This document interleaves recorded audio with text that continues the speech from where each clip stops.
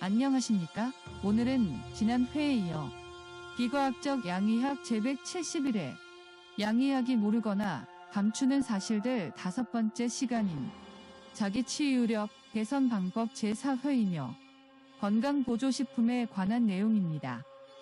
올림픽에 나가지 못하는 선수들은 조국을 위해 뛰겠다는 말을 하지 않습니다. 대표로 선발되기 위해 뛰는 것이며 올림픽에서 금메달을 따는 것도 자기 자신을 위해 따는 것입니다. 금메달을 따고 보니 조국을 위해 따는 것이 생각나는 것입니다. 농축산업, 외식산업을 포함한 식품산업, 의료산업, 이 세 산업에 종사하는 사람들은 모두가 거짓말만 한다고 생각해야 합니다. 그들의 궁극적인 목표는 이익의 극대화일 따름입니다. 고객을 위한다고 해야지. 이익 극대화가 궁극적인 목표라고 하면 좋아할 고객은 단 한 명도 없을 것입니다. 건강보험회사는 일반인들에 비해 엄청나게 많은 정보를 갖고 있습니다.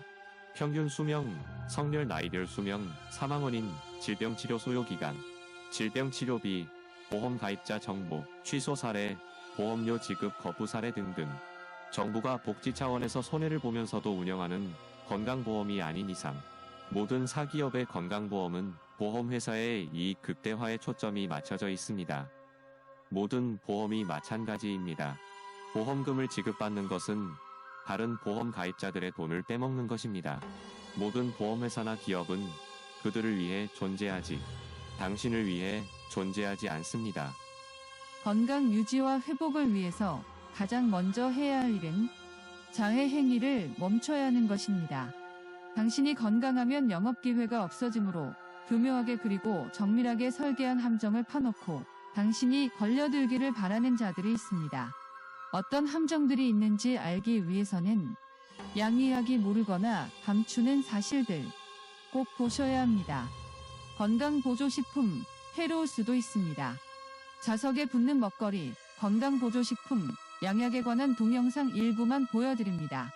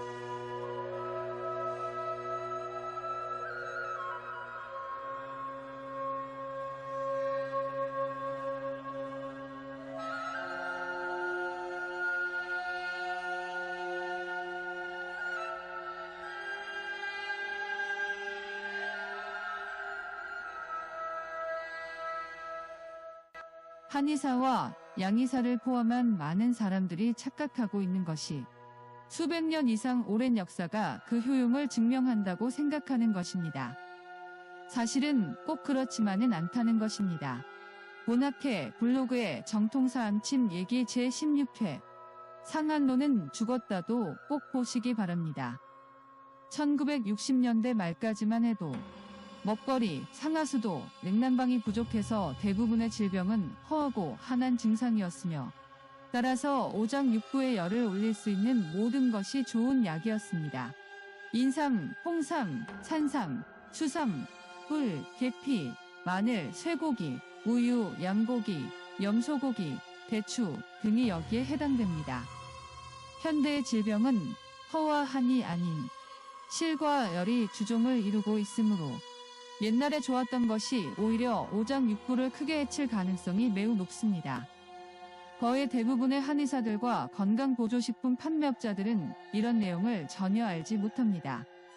잘못된 교육 시스템에 의해 생각하는 능력을 뺏겨버린 사람들은 유명인과 대기업이 말하는 것은 무조건 옳을 것이라는 미신에 빠지도록 설계되어 있습니다.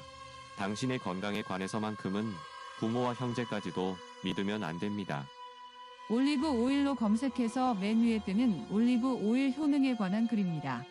체내 노폐물을 배출하고 피부 미용, 소화, 심장 건강에 좋고 심혈관 질환, 당뇨병, 비만, 암을 예방하는 기적의 효능을 보인다고 하는데 게다가 지중해 식단이 건강에 좋다고도 하는데 사실을 알아보겠습니다. 지중해식 식단이라고 하면 언뜻 떠오르는 것이 피자, 치즈, 포도주, 올리브 오일입니다. 지중해식 식단이라고 하면 이탈리아, 그리스 같은 나라들이 떠오르고 그 나라 사람들이 건강할 것이라고 사람들은 미신을 믿고 있습니다. 지중해에는 모로코, 알제리아, 튀니지, 리비아, 이집트, 레바논, 시리아, 보스니아, 크로아티아, 슬로베니아, 요르단 등이 20개가 넘는 나라들이 있습니다. 그러면 지중해식 식단은 어느 나라를 기준으로 한 것입니까? 이탈리아라고 할 때 남부일까요? 아니면 북부일까요? 아니면 이탈리아 사람들은 모두 같은 식사를 할까요?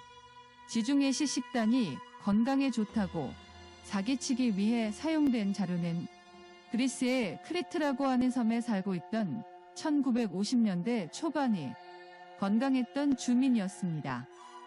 그 당시는 제2차 세계대전 종전 후 먹거리가 부족했고 육체 근로를 해야 했고 웬만하면 걸어 다녀야 했었고 유기농만 먹었었고 곡식과 채소와 생선이 주요 먹거리였습니다.